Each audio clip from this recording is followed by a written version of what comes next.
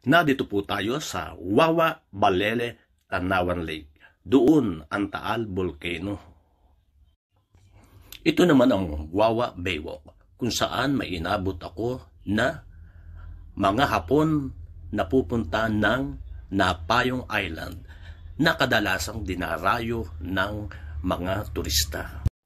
Ang Wawa ay isa sa 30 baryos ng Tanawan City, Batangas.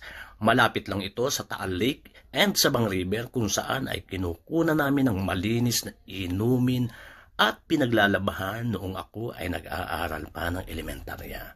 At sa gawing yon, na ituturo ko ay makikita mo ang mga bulubundukin o island. Yun, doon ang Napayong Island na dinarayo ng mga turista. At sa bandang iyon naman, ang Taal Volcano na minsay nag-aalboruto. Ang Wawa Tanawan Lake ay mayaman sa yamang dagat. Dito matatagpuan ang isdang tawilis na napakasarap. Ayun na nga, may naispatan ako na mangingisda. Hanggang dito na lamang at mag-iingat ka, Kuya Mangingisda. Naway marami kang mahuli at makabalik kang ligtas sa iyong pamilya.